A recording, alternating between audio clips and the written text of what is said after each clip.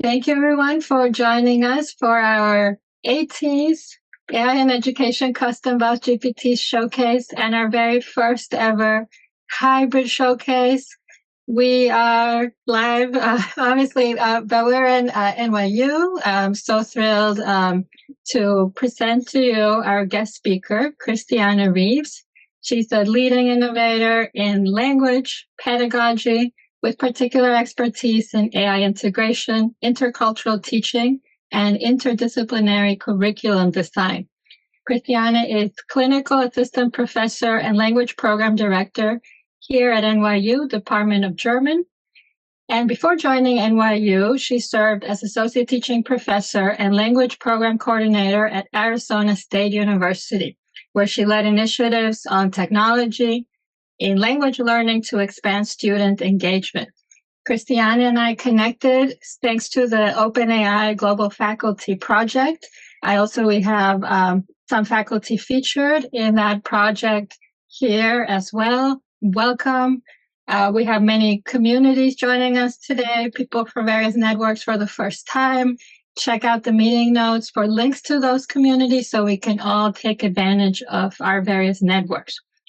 Welcome again. Thank you, everybody, for joining us. This will be interactive as always. Keep using the chat. And if you think of questions along the way, please go ahead and put them in the Zoom Q&A so we have them all in one place.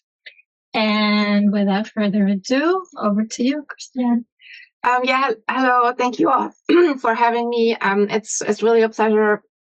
So many interesting talks, so many interesting people, everybody coming from different angles, but I think we have a lot of in common. We can learn from each other, even if we're from different disciplines. And today, it is about an initiative that I've been working on now for like almost 2 years now, hard to believe, which is using and figuring out how to best make AI available for our students learning in the area of language. My topic today is Beyond the Prompt, designing pedagogy-driven AI for language learning. So language learning, it is a very specific thing. It's different maybe from others, things that you do in higher education, such as writing essays. And I think if we think about our experiences in language learning, we probably all have our goods and our bads. So I mean, maybe some of you would want to put in the chat, when you were learning languages, what is it that really helped you? I know we all have our fails, right? But what are the things that really helped us understand or remember or use a new language? Is there any practice that you did or still do that did lead to progress? And what makes learning feel for you meaningful, motivating? It's like we're going into the positive right now, not what didn't work. And then, so what do you think should students, what do we need to do as learners so that we feel okay to also taking with learning a new language? And see what we have and anything in the chat. Any comments? Let me see. I'm not seeing anything. I was hoping to get a few ideas. Mm-hmm. Okay. I see it. Yeah. I'm too fast. Immersion experiences. Active practicing, using an app to learn a new, and I need to practice as something that I need to do. Yeah. So you need a goal. Yeah. You need something that it's not just for nothing, for wasting time, but you really want to have specific goal. Yes. And also immersion survival. Exactly. Food is always one of those, right? You're in a foreign country, you want to order food, or being advanced and practicing in a safe environment. Yeah, I think what you're describing, this is actually very common, and this is what learners are looking for, and which we as language educators always strive for to do, especially in our language courses. So there's a very common framework we're using. It's called proficiency-oriented language instead of just memorizing grammar. So it means we're trying to learn languages in a way that it makes sense, that it gives us a tool to interact, and that it gives us a tool to function in the real world. So we're usually practicing all four modalities. It's not just open your book, do these grammar exercises, but listening, reading, writing, speaking, all of this. We're also always connecting. This is all more really standard right now with language learning and cultural learning. And so because, yes, you have a need, you want to be immersed, and immersed doesn't mean in a sterile language. It doesn't mean like in a sterile environment. You are engaged. You want to be immersed in a cultural experience, and we're trying to simulate that as much as possible in the classroom with real world preparation. Yeah. So it's like, there's a reason now why one of the first chapters is introducing yourself, ordering food, going shopping, because this is what language learners need to know for what some of you said, for survival. And it's also supposed to be student-centered, because don't you all have the memories of a teacher just standing in front talking in a foreign language? You had no idea what they're saying, and then in it maybe a whole hour of a lesson. How often do you think you usually got to speak? Probably not that much, maybe a couple minutes, if at all. So in order to achieve that, it's a very common practice to use the so-called communicative approach for teaching. Now, yes, we are using the grammar, we're learning vocabulary, but we're trying to do it as immersive as possible, simulating real-world experiences. Role play is a very typical one. Practice real-life scenarios like ordering food, asking directions, all these kind of things. And also group discussion, interviews. We just had a unit on Vienna, so we were talking about art. People were presenting different things that they experience even living outside the country. We were having problem-solving tasks. As you said, survival. Because we know that it really enhances the ability to communicate, and it improves comprehension and also understanding of culture, and ultimately the goal of learning not only a language and a culture, and also ultimately intercultural understanding. So here's the idea, is that we would like people to always communicate, to be in touch, but as I said, even if we have a regular classroom, how often do we meet? Maybe 2 times a week, 3 times, 4. Ideally, now I have students 5 times a week this semester. But even 5 times a semester, that's a little bit more of an hour. And then within this hour, how much do students actually speak? So we're trying our best, creating the most communicative syllabus as lesson plan as possible, but still you are limited. This is not a full immersive experience. This is not that you are in Germany, in Austria, in Switzerland, experiencing 24/7. You have limited availability of speaking partners. The so-called contact hours, which are important for language learners, are limited. And even if you give assignments outside the home, these are usually not communicative or rarely communicative. And then even if you do communicative assignments like mini videos, very often, of course, the feedback is delayed, right? And then as an instructor, what you would have to do is watch hours and hours of recording, which is also very challenging to do depending on your course size. Also, then sometimes you can assign outside activities like speaking with native speakers. There's different companies that offer that, but they're usually not at all connected to your course content, or not even trained language instructors. What also comes into play, that students do have speaking anxiety, and the less they are exposed, the more this anxiety is prevalent. I just even heard it from my students again. They said they love being in the classroom 5 days a week, especially for that. But this is not the norm. Yeah. So here we come with AI. So we know that chatbots can speak, they can communicate. There is an oral component. It's like, what if in an ideal world, if we could create a bot where we basically have a speaking partner in the foreign language? And some of you probably already tried it out. It is possible to some extent to really talk with AI, especially if you're more advanced. Yeah, then you could create these unlimited contact hours, and you do actually get immediate feedback. And then for us, the situation would be like, can we build something Or are we building something that is then custom built around the needs of our students, the level of our students, and the content we're using in the classroom that will prepare them for the real world? And also, that's something new that you might have already tried out, using AI at home for speaking practice means you are not practicing with a real person. That might seem odd, but it can have its advantages, because it's non-judgmental in a sense, right? So you're not talking to a real person. That anxiety can be a little bit reduced. So, all of this, these were thoughts that I started having because it was 2024, already in January. ASU, where I used to teach before, was the first university to collaborate with OpenAI.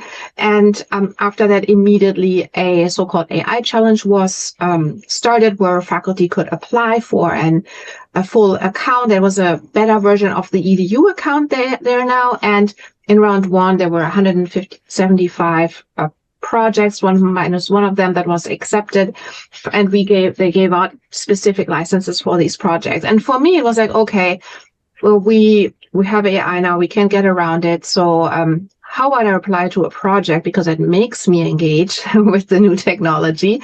But then when I'm coming from a language perspective, what is it that is my greatest need?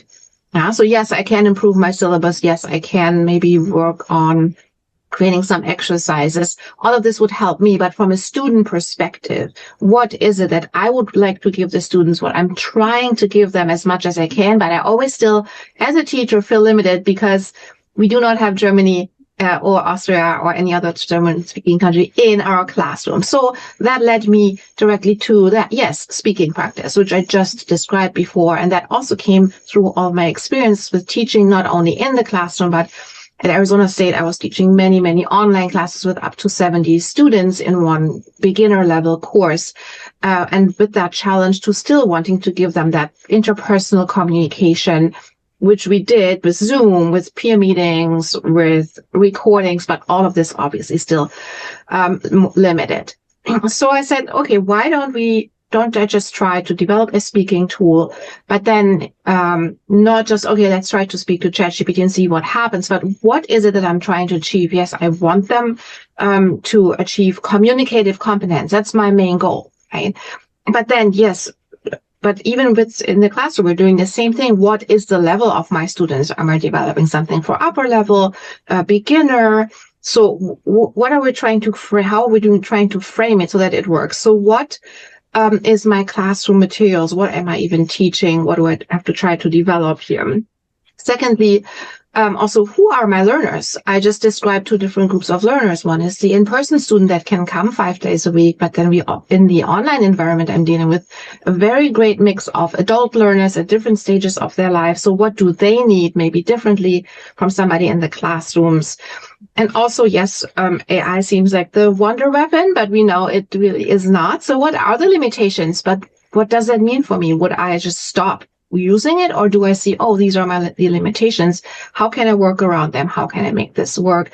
And then the last thing is probably should be the first, but what is actually the ethical framework? How would AI work for the wider good? So I said, who are my learners? So the first time when I developed something, you can see the two different groups on the top and the bottom. This is what my classroom usually looks like. Students stand around, they talk, they interact, they work on. Then at the top picture, this is almost like already an ideal, a student seemingly interacting, right? But this is really what happens. Really, we know there's always different situations where students cannot participate the same way. So for my first class, first time I developed it for online learners, which have the least opportunities for synchronous interaction. And so they have the largest need. And the idea was to offer a tool that for practice anytime with immediate feedback, but based on our course content, and also something that would be really fitting to their schedules. Many of them have families or work full time or in the military, especially the online learners.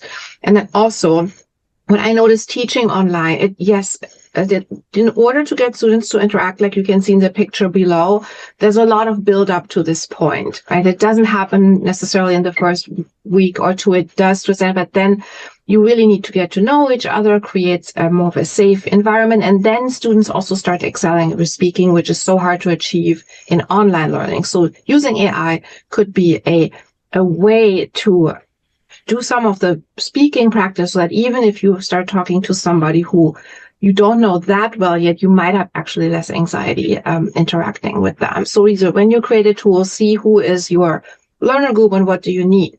And the second important thing is language level. Yes, we can see building something with AI on a more advanced level is relatively okay, possible, but especially when we're looking at the beginner level, very limited vocabulary, when you just let AI create its own tool, it really goes in directions you have no idea of. So what we need to do, especially in the language environment, there are proficiency standards. In America, the actual standards are very commonly used from novice to superior. Then there's the Common European Framework of Reference, does something similar that really needs to inform the back end of your custom tool that you develop. And the second important thing is that, yes, even if you are at the language, there's so many different topics that are based, that are part of the language level, for example, at intermediate. But if it doesn't match the course content, your students still cannot use the tool. So there needs to be also a knowledge base in the background tied to what you are offering your students in the classroom. And then also, so what do we want to do? What is it that we're trying to teach students? Yes, there's a way you could just create something like an enhanced Quizlet or a more complex grammar practice tool. But what our main goal would be to achieve is oral proficiency and also communicative competence. Oral proficiency means, yes, being able to negotiate real life situations in a role play kind of an environment. And then AI could model authentic conversations, patterns, not drills, and also not constantly correct. It's very different from a tutor bot where you give input and then you get a correction, input and a correction. But this is not how a natural conversation feels like, right? It's almost the opposite. Sometimes we wish native speakers would give you more feedback, and they don't want to because they're too nice, especially in America. But you really don't want this for a real conversation, so you cannot have your tool interrupt constantly, give corrections if you want students to have that more natural, immersive experience with the goal to have meaningful communication and also appropriate language use, and also create some communicative competences. Yes, if you don't understand something, how can I manage and still keep the conversation going? And then, yes, I already mentioned. So, we all have our own frustrations by using AI, and it goes off the rails. It does strange things. So, does that mean we have to stop now because it doesn't function? No, I think the way that we tried to approach it was, let's work around it, and see what it can do. Can we add additional guardrails, give specific instructions in the prompt?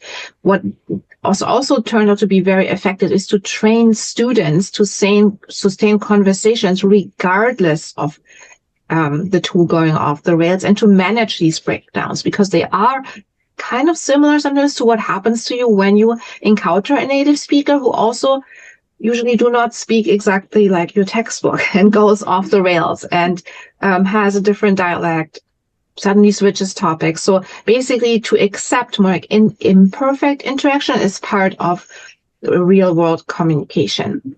Yes, and also, so what is actually what we're trying to achieve with this goal? So what in our background, what is it that we're trying to do? Are we just deploying a new tool for the sake of using a new tool because it's there, or are we trying to achieve something beyond that? So we want to have more learner agency. That's actually a very big one, so that it is at some point would be a good way for students to self-study at a level they were not able to do before. And our goal would still be to ensure cultural and pragmatic appropriateness. That means, as I said before, language is not something sterile that exists in a vacuum, but it is embedded in culture. So this is very important to make sure that this tool also has some awareness of that and acts appropriately. as I said, we should keep pedagogy, not novelty, at the center, meaning what are our goals? Yes, AI is here to stay, but we are the ones who are driving what is it supposed to do for us, not the other way around. So what we did, I started designing a tool we called Language Buddy, where students can practice their speaking that we've practiced in class and through homework, in reading, writing, listening, speaking, as well as home. So traditionally in our classes, we have several speaking practice assignments where students talk with each other, get assessed by an instructor, and something similar. Instead of talking with another student, we would ask it to have a conversation with the bot on the topics that were learned in the classroom. First, give them some time to practice as long as they want to, a minimum 20 minutes practice, but if they can practice for hours and hours. And then at the end, they recorded themselves on Zoom talking with it, submitted the transcript, and then we also programmed the GPT to give immediate feedback based on those standards that I just showed to you, the actual standard in this case. And we also had to make sure that the feedback is digestible, because talking about limitations of AI, it tends to be very wordy. But that can be overwhelming for learners. So we also worked on the back end, on the feedback end. So here is a short video where it's very old. It might seem old school AI for you. It's just one of the first iterations that we made. ChatGPT Voice can now facilitate real-time conversational speech between the person and the AI. An assistant teaching professor of German at ASU has developed a custom GPT called Language Buddy to offer personalized language learning practice anytime, anywhere. The custom GPT offers a series of prompts to facilitate beginner to intermediate conversation practice in German. Hallo, ich heiße Benedikt. Hallo Benedikt, woher kommst du? Ich komme aus Ratingen in der Nähe von Düsseldorf in Deutschland. Das ist beeindruckend, dass du so viele Sprachen gelernt hast. Hast du ein Lieblingshobby? Ja, ich gehe gerne klettern, sowohl Indoor-Klettern als auch in der Natur. Oh, das klingt toll. Kletterst du oft in New York? Language Buddy provides students with real-time conversations at their level and provides a transcript of the conversation to their professor to provide additional feedback.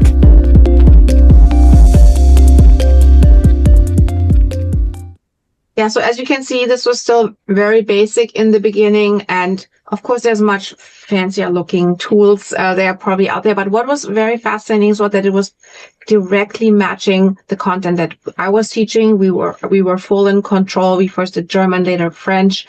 And we were really adjusting it to our learning goals. So we did not have to deal with a company that had their own learning goals, their own trajectories. So in the beginning, our students, a lot of them were hesitant to even use it, but then eventually most of them participated. It was still voluntary, and generally we had very good feedbacks. One of the things we tried to achieve and provide to our students was the availability, which one of the main things that they really liked, that they could suddenly practice in an interactive way outside the classroom that you usually only can do with a teacher, and then come to the classroom, especially an online classroom, already a little bit more prepared. Again, taking some of that anxiety, speaking anxiety, away, and still just having practice naturally, not just rehearsed sentences. And that's why it was number 2, the private speaking practice, meaning having that opportunity to study beforehand without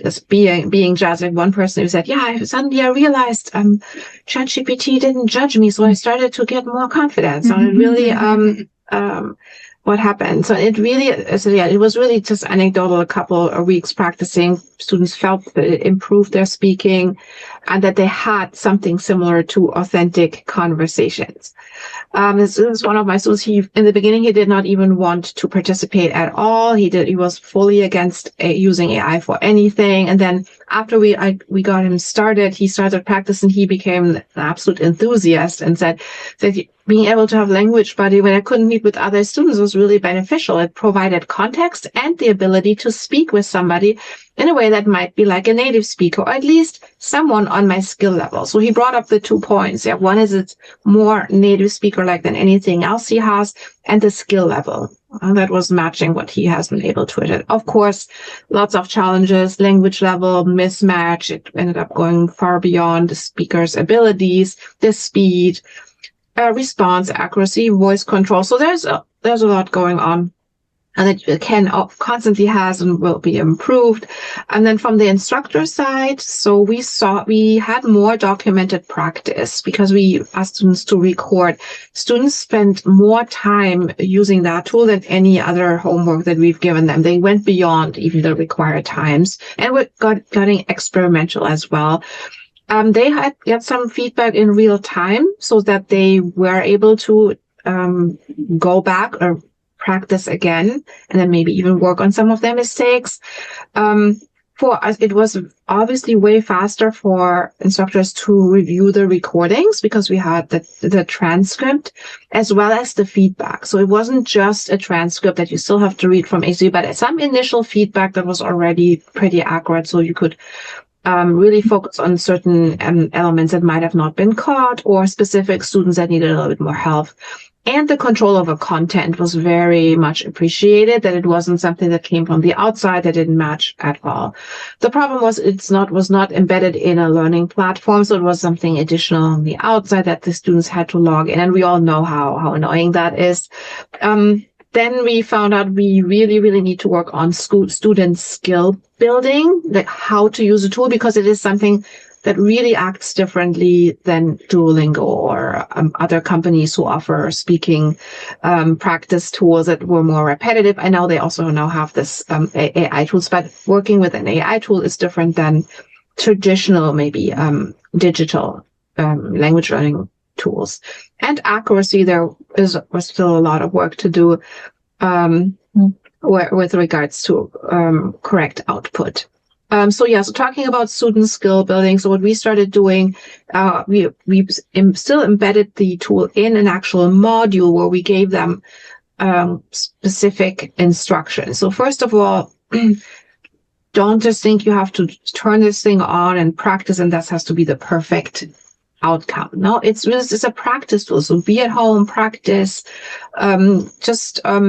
take your time. It's not about the final perfect output. And then we always gave them a few ideas. What are some topics? And also, in addition, we gave them tools. What do I do when there's a breakdown? So how do I say, could you please repeat that in German? Or can we talk about this again? Can you rephrase it, etc.? So we gave them a lot of different strategies on how to manage, and also told them if it all goes south and it doesn't go well, there's no harm in just starting over. It's just additional practice. So instead of having them expect the perfect tool, which then causes frustrations, knowing them that they're part of the process and that this is learning regardless really made it more successful, because students then started reacting better or even driving the bots interaction. So versus just sitting there and asking for questions, they were the ones becoming more and more in control of the conversation, which then led to better results and learning experiences. But that was obviously different because very often students are learn passive, not active interaction with tools. So as we can see, Duolingo, just one example, recently had a study. They said these AI-powered video calls, which is what this is as well, they significantly improved English-speaking skills for Japanese learners. They had large increases for those who used it versus those who didn't, and that really matched the experience that we had, even if it's just anecdotal, we didn't do a study. So this is why that convinced me I would want to continue this kind of work. So we're working here as well to build a minimal viable product here that we can create prompts based on our students' needs here, and develop it together as a team for our different learners. We're starting again also with the beginners because they have the biggest need and have the least opportunities to find something at their level.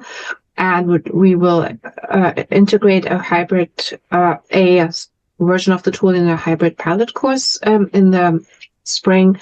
And then are trying to expand on it in the fall for a new course. So the reason is also, so why do I want to create the tool? Yes, it's just a nice to have for my in-person classes, but we're trying to develop we are developing a new hybrid course that does have in-person, but one less meetings per hour. And we're trying to supplement some of this with a tool that still recreates classroom experiences to a certain extent, which we couldn't do before we had AI, when we only offered less in-person meetings per week. So that is the plan. And then, if you want to go even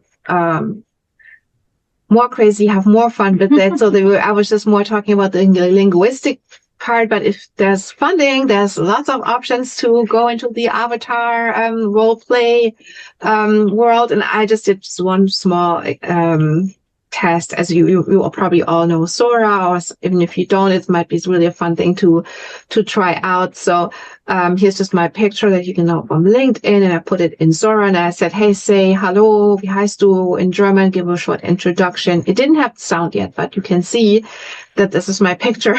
I'm changing a little bit.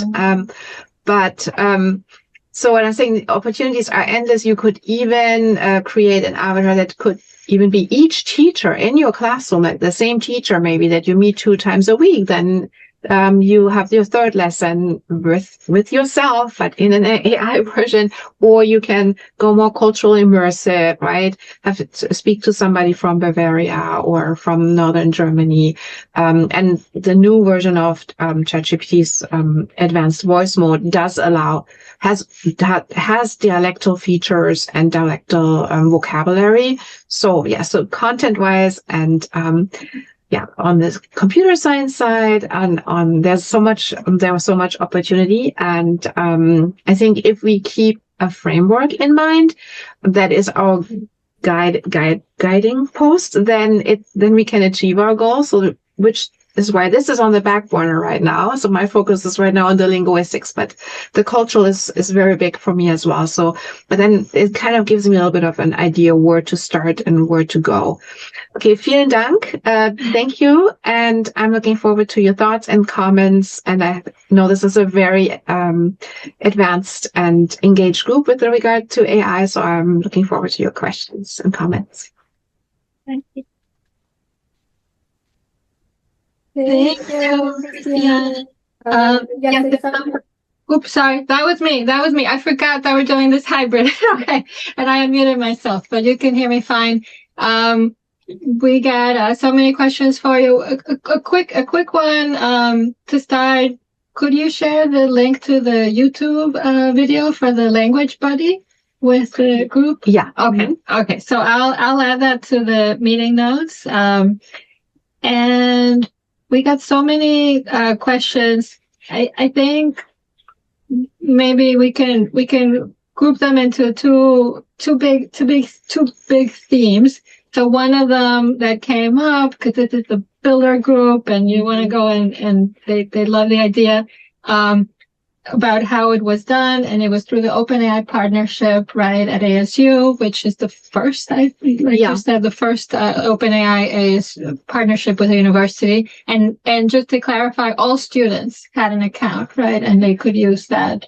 No, you had, so one person has the account, gets the ChatGPT. Every single person who uses the custom GPT would need their own account. So for each student that used the bot that I created, ASU had to pay money for an account for the students using it. So now we have it now here set up in a little bit of a different way. It's also OpenAI ChatGPT, but the university gets it through an API key that we have it on our own platform. We can even now, that's new, collect the data on the back end. So students won't even have to upload their transcripts or anything. We don't have the voice recording yet, so we still might have to do Zoom.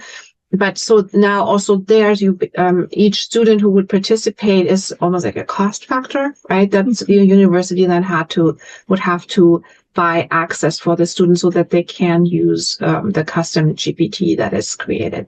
Right. And since most don't have that kind of partnership, there were a lot of questions in the chat about how to do it and recommendations. We have a platform tracker with some notes, but we should really add about voice capabilities since that is the future. Well, future is already here.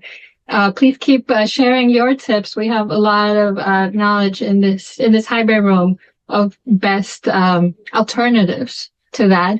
But whatever platform you're on, a big question, Christiane, was, would you be willing to share some of the prompting that went on behind the scenes for language body? Yeah, okay. So they can learn from that. Right. No, there's a lot already out there, and I can also add some more to it. Talking about funding, I think a lot of it is really can be about your own initiative. I think almost every institution has some level of an AI initiative.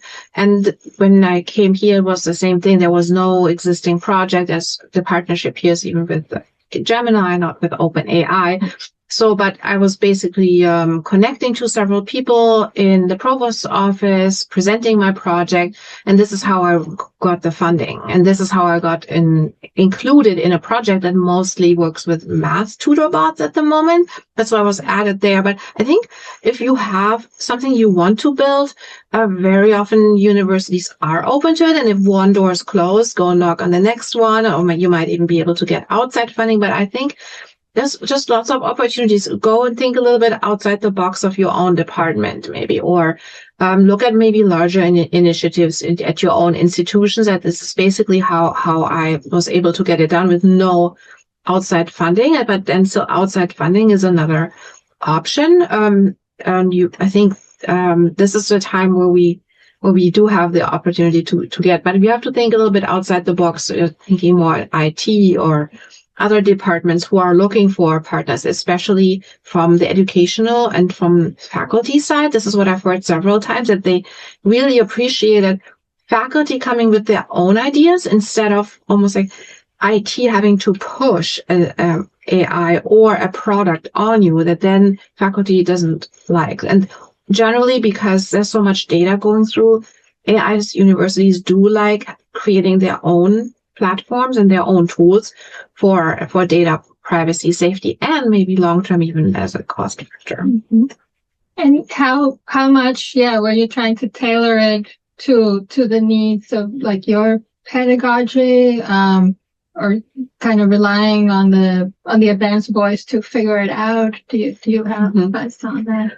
Yeah, so unfortunately, the advanced voice has not been working yet. I only was able to try it out myself for speaking practice to see the functionality, but maybe it changes every day, right? Maybe the last time I looked, advanced voice mode was not available for custom GPTs yet.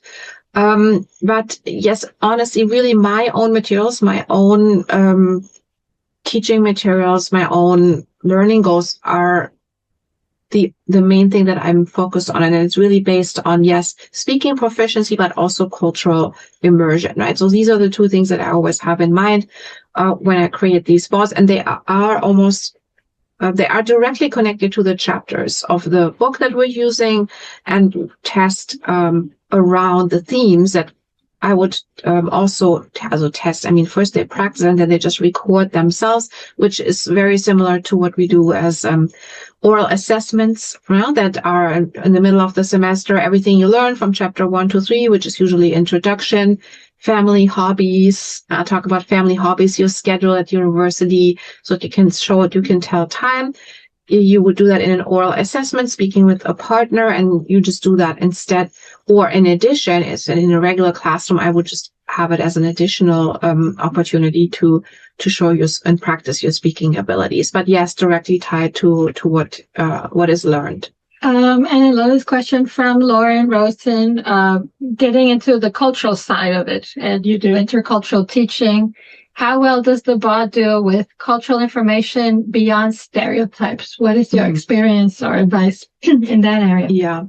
So yeah, I said at the moment, when you use ChatGPT and not the advanced voice mode, generally it's really still a relatively mechanical and abstract, very hard. It's hard to determine even what culture somebody would be from. That is really not available yet. The way to work with this is to add cultural information. So yeah, give your the person different options to basically impersonate somebody from a different region. You can also add intercultural information about the country that you want to talk about into your bot as background information. Just be aware, right? There's all these different cultural nuances. So this all has to do with what you can add and feed into your, first of all, in the prompt, but very importantly also in the knowledge base. And what we also found is helpful to add several sample conversations that would be like a model conversation.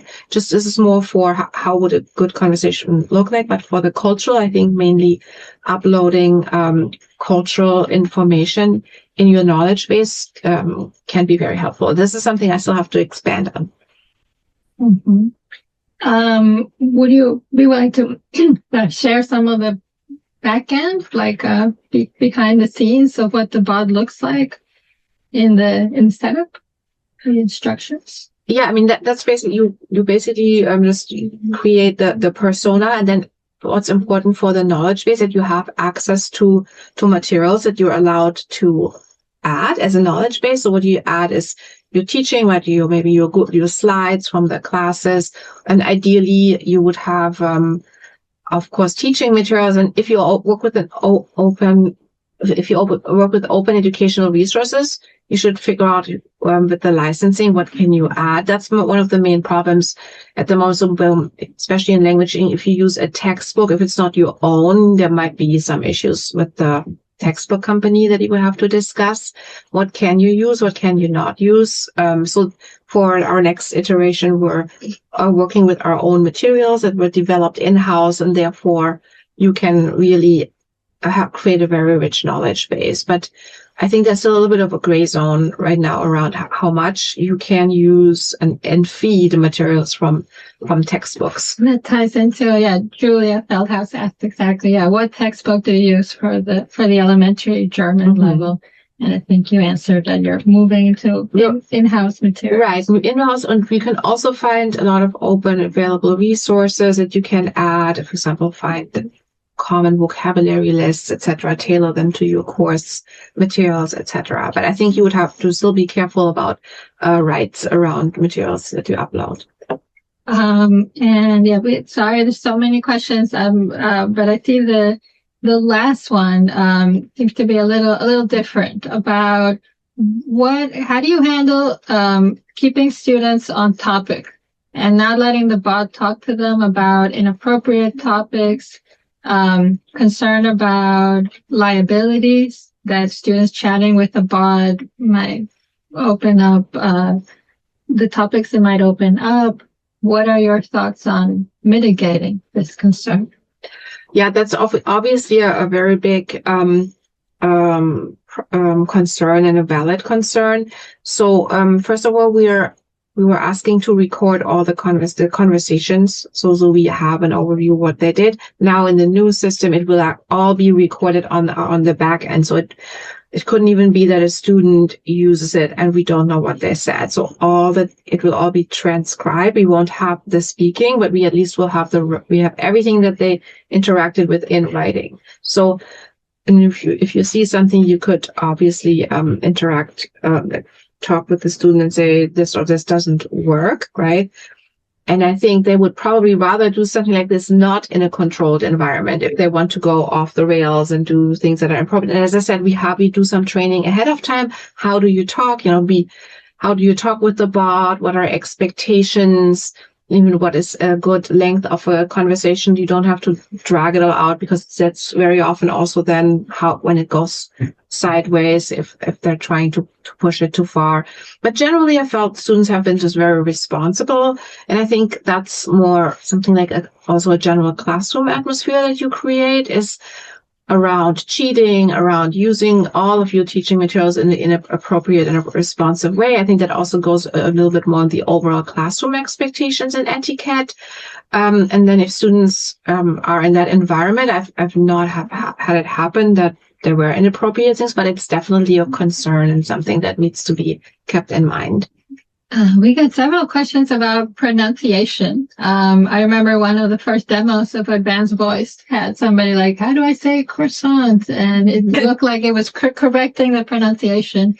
But what is your experience? Because that's more like you were saying, Advanced Voice, but it's not yet possible. Yeah, so in the standard currently available version, I would say it's just a very generic, high German,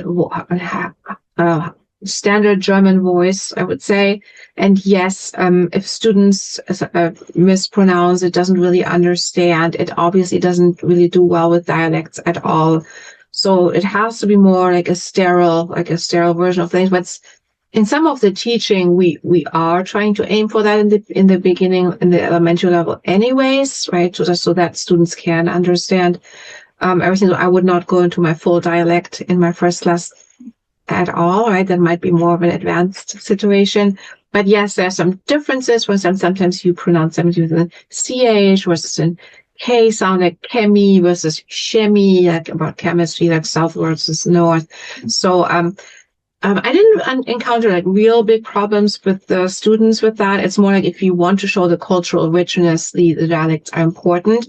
And I said with advanced voice mode, it's doing it very well. I did a restaurant tour all through Germany, going to different regions, asking to order specific, show me and give me different regional foods. And it actually did that in different dialects, and it also matched the region with the foods. And when I asked it to make the dialect stronger, it also did that.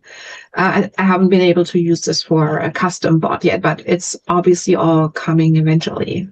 So I found this very interesting. Do you have advice, Christiane, what everybody wants to know, like measuring impact, right? What impact? And I know we're all kind of still grappling with how to get there. How do you measure the improvement or the learning improvement or future projects on that of using the bot? Yeah, very good. Yeah, this is what we're going to work on in the spring. So we're starting a research project on like willingness to communicate. Does it have an effect on the students? Yes or no? And if so, how much? So yeah, that's more to come soon, hopefully. And one more pedagogy question. You said the idea was that they chat with it for a certain amount of minutes for homework to supplement their learning. How do you ask them to, how do you collect that, or how do you verify that they were doing that for homework? Yeah, so in the past we set the assignment up in a way that they we're supposed to practice for 20-30 minutes and then only record one time. So first we had it just record yourself, and then it was too abrupt for students. And we basically what you say is like, you don't have to submit your first recording, right? That's similar when we ask students to record themselves speaking. Yes, you can record yourself, but you're just going to feel better and you will have a better outcome if you practice ahead of time. So all we were basically saying, so after chapter 2, you learned about introducing yourself and your schedule and time. And then, yes, have a conversation about, introducing yourself to somebody. You talk about your schedule, your time, your family, which is a regular assessment that we have anyways. And usually we ask students to just record themselves in a Zoom environment and then asynchronously comment. And then in person, you would speak with another student, and the instructor would observe that conversation. And that would just be recorded and submitted, the transcript, the recording, as well as the AI feedback. So that in a sense that practice ahead of time was not that important, because you could see on the result, right, how well did somebody really prepare, because the more students had practiced, the better the interaction was with the tool. So that way it didn't really matter. Did you practice 20 minutes or 2 hours? It's just better for you the more time you maybe spent with it. And now in this setup, what we have right now, every single conversation would be collected anyways on the back end in the system. And also that we want to add timestamps, right? So that you can see how long this was, and then we're trying to build on the back end, like the data. What data do we want to collect? Like how long did students, you can also figure out how much time did the bot speak, right? How much time did the students speak, for example? There's a lot of data we can then try to collect once we have access to all of the conversations. And ideally, I would like to give students feedback after 2 years of learning German. Hey, this is what you did in the beginning, but based on this, you still have to have these and these gaps. I think we could do a lot with feedback also for students once we have that data on the back end. But so there's a lot of opportunities. We gotta, I won't try to pronounce it, but we gotta thank you in German from Alejandra. I think that means they learned. They have it. Yeah, I learned a lot. They learned a lot. Would anyone like to ask a question on the microphone? I know there was a lot, and I think this is cutting edge, right? This is the frontier. So we all want to be able to do this like right now, but the technology is not quite there yet, and the infrastructure for it is not there yet for a lot of universities. Mm-hmm. So I hear the struggle and the excitement. Okay, one more question from the chat. Justin, who presented for us just last month. Check it out in the YouTube playlist. Wonderful session. Justin's asking, have you experimented with using the bot to give feedback? Yes, that was one of the core elements we built for the bot. So one was, yes, you do the speaking practice, but we wanted immediate feedback for the students so that they can see what they should improve for their next conversation. So what do you need to focus on? So yeah, we built that from the very beginning into the tool, but not feedback while you speak, but really at the end, after you were done speaking, get feedback. It was just a little bit of a struggle how to get the feedback. It was supposed to do it automatically, never wanted to do it automatically. Then sometimes it wrote, sometimes it spoke. Sometimes it spoke German, then it spoke English. So we had to get this student, had to figure out how to be patient, but it did give feedback. And as I said, it was very wordy. The feedback was longer than the conversation sometimes. So no, we just need one or two small things based on the proficiency standards and the materials of what should you improve. And it started becoming better and better, just saying simple things like, okay, how about you say a lot of main clauses. If you connect them with and or, you're already expanding your proficiency. For example, one small thing to focus on, and then add a couple more vocabulary words around this topic. So, and then give some example. And our students ended up starting then to ask the GPT to give them extra practice. They started saying, oh, can you just create a small game for me too, or a little exercise. I think this is also something I've been thinking about. Yes, you do the speaking practice, but then on the back end, even add other ways to practice to enhance speaking, for example, through grammar review of especially the things that you were maybe still struggling with. Yes, feedback is still a very important component for what I'd like to develop. Yeah, that's awesome. Can I ask a follow-up question? So that, it sounds like the feedback was quite good because it's about language and the bots are generally good at language, but I was just wondering if you had any, how did you talk to your students about how to take the feedback, right? Because, humans are not 100%. We know these bots are less than that when giving appropriate feedback, right? So how did you how did you tackle that before, or did you have to tackle it afterwards? Did you have any negative feedback about the students getting feedback from a bot? Take that where you will. No, that's a very good question. I think that was really one thing we started focusing on, is basically informing, training our students on how to deal with it, not only in the speaking part, but also with feedback. Again, first of all, we limited the amount of feedback to very minimal, and it was also not part of the grade. I think what always helps with students is a ChatGPT will give you feedback, but don't worry, this has nothing at all to do with your grade. It is really just for you personally. And then we also reviewed it as instructors, every feedback. And then if there was something that was really completely wrong or over the top or not appropriate, we basically said, hey, this maybe focus on this, but this is nothing you need to know at this level yet. Yeah. So we just, first of all, we mitigated some of it with asking ChatGPT to condense it, tell the students not part of your grade, even in the first iteration of using using it as an assignment, we did not give it a grade based on the proficiency. We just said you get basically full points as long as you do the exercise and just read the feedback on your speaking. So I think that was very helpful. So we just wanted to encourage them to use it, not say, oh, you're just like, you're not good enough, because there were too many moving parts. This is what you can only still do with an instructor. And I think there's some of these differences, right? If you wanted to use it for grading, it needed to be at a completely different level of functionality. Mm-hmm. And maybe in the future, or maybe not. Maybe there's some faculty that be like, I never want to go there. I have one final question. Everyone, before you go, please fill out the exit ticket. It's so valuable for organizing this group and knowing what you most want and need.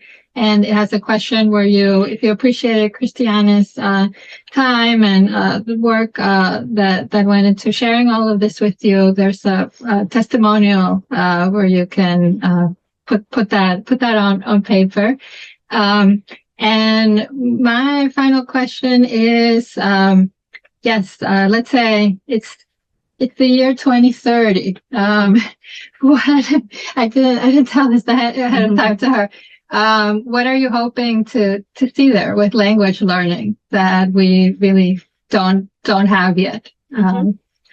It is always a good question. I said, you can see that I always like to look a little bit ahead and dream and see what could be the next. And I see a lot of potential for creating new immersive learning environments, but I still do not see, on the other hand, this replacing classrooms, real interaction, real people. I think it's a supplement, because what is language about? Why would I even learn a language if it wasn't for connection? If it wasn't for connecting with people, with cultures, for travel, for even working in international environments. So yes, this is all good training, but and that can, in my opinion, enhance, or maybe not shortcut, but shorten the time of the mechanical practice of language, so that we can faster dive more into the cultural experiences, or even add more cultural experience at an early stage into the learning that we wouldn't have been able to do beforehand. So I say this, but I do not see it as a replacement. It's just a more a creative way. So similar to how we now use Zoom. So we are reaching people, even with our online classes, who would have never, ever had an opportunity to learn a language at all, right? And I've worked with students from all across the world, suddenly learning German with me, and some of them even with better output, better results than the in-class students, because of their motivation, you've mentioned. They were immersed, they were living abroad in Germany and wanted to learn, didn't have time because they have little kids at home or something. So yes, the technology did help give access to different people. There were new modalities that were not available before for them for studying. Did it replace the classroom? No. Yeah, still, I'm teaching now in full intensive course, and it's a very different experience. And we're now, even being here in New York, we just ended up going to Katz Delikatessen and the Neue Galerie, expanding beyond the classroom again. Something I couldn't do in Arizona, right? So it's really use what you have for learning, and as long as you have your compass right, like what do you want to achieve for students, I don't think there's replacement, but opportunities. Yeah, and eating at Katz's Deli is something you'll never be able to do with a box, right? Unfortunately. Christiane is literally off to meet her class and take them on a field trip. So this brings us back to the human side. And thank you all, beautiful humans in the group, for being there and wrapping up the year for us. This is our last one for the year, but we'll be back in January. Thank you, Christiane. Thank you in person. Thank you, hybrid. Be well, and good luck tinkering. Bye. Dankeschön. Thank you.